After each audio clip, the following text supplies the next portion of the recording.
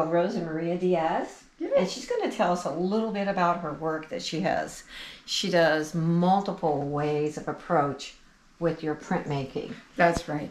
So if you'd like to explain a few things for us, that would be some wonderful. of my pieces are monoprints from colographs. So I start doing like building a collage with different types of texture. This is wallpaper that I use to make different shapes and everything. And then from this, I cover my plate with aluminum foil, the heavy duty, so I can ink. And then I don't get ink in my plate. Mm-hmm. So I cover this with aluminum foil. I roll my inks, and then I print in my press. And this is called the monoprint from colograph. But then I make also monotypes. These monotypes are also unique because this is just building up. These are watercolor. So I start putting a color and then another color and another on top of each color. And then I start pulling out some areas and make at the end a monotype. So are those actual leaves that you used on that, or are those drawings? Yes, I did real leaves. I put some ink on them and I printed. Now, you usually do a series. Can you explain that to some of our viewers? I don't viewers? ever do series. You don't do series no, anymore? I saw one of one. So are you only doing, are these all originals? Actually, these two, I put them together because they are both with leaves, but they're very different. The procedure was very different. Yes.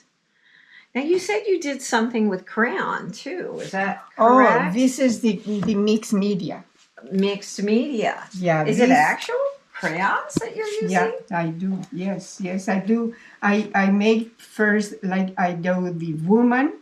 I draw the woman, and I start with the crayons and some texture underneath. Mm-hmm. I do like a rubbing.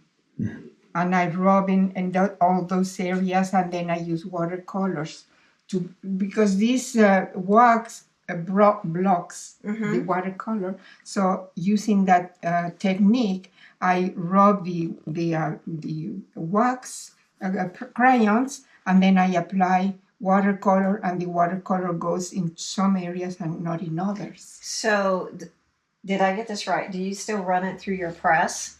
No, in this case, I am not using the press. And then these are really beautiful too. Can you just give us a little narrative on what these are about? Yeah, this one also I use the plate. I can show you the plate that has some of these, all of these textures. And then this one I printed. I used my press. I printed with black ink. And then after I finish, I let it dry because the inks are oil-based. So I let it dry completely, and then I applied color, and I added some drawings. Can I ask you what kind of media color you're using? Yes, I can show you. I'm using these kind of colors that are for silk. Oh my! You know, to color silk. Oh yes. Set a color, and they're water-based. And I use those, and they come in bottles, and they come also in this way. So they're to color fabric. When you say mixed media, you are really mixing the media. A lot of it.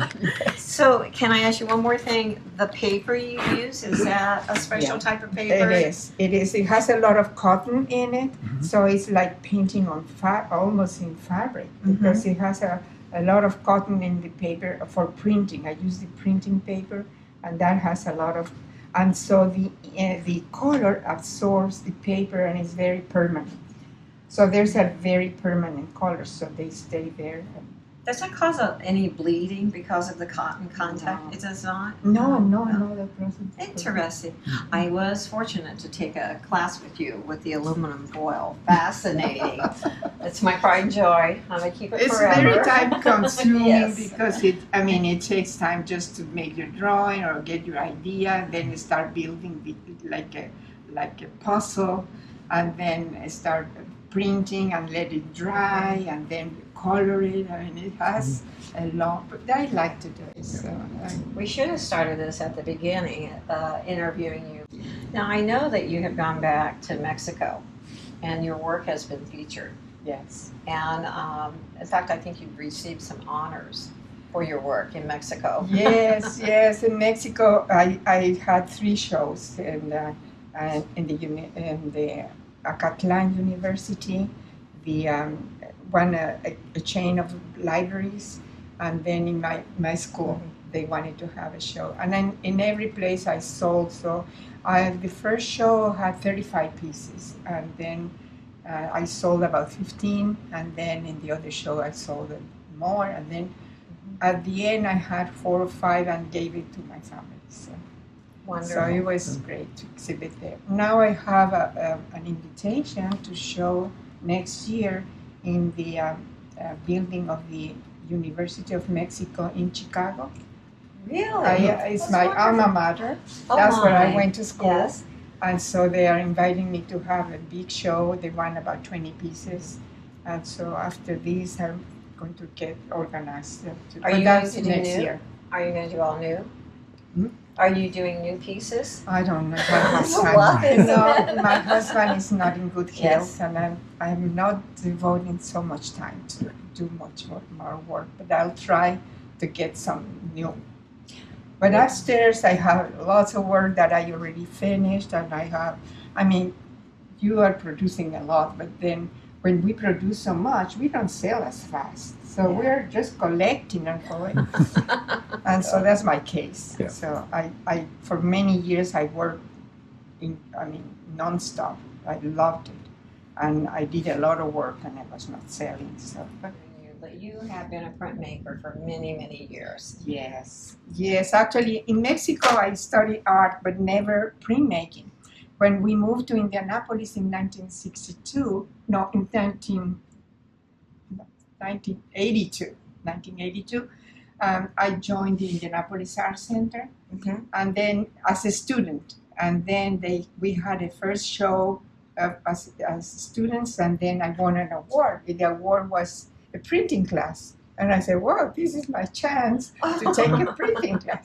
So I took a printing class with Amanda Block, which was it was old lady, and she was teaching lithography. So I learned lithography with her. She was very strict, and so I learned the right way. And then she retired, but then I kept taking that class because I loved it for 6 or 7 years. 7 years, I guess. I kept registering, and then I learned a lot of techniques, and then I added my own. So I became actually a printmaker because I really loved it. Well, we're so happy to have you at the Opera House Gallery. Oh, I'm very and excited. having you as one of our featured artists, and Yes, I'm just thank you. beyond thrilled. Yeah, So me thank too. you, and hope you could all stop by to see Rosa Maria Dies' Thank work you. that we have. Yes. Looking forward to it.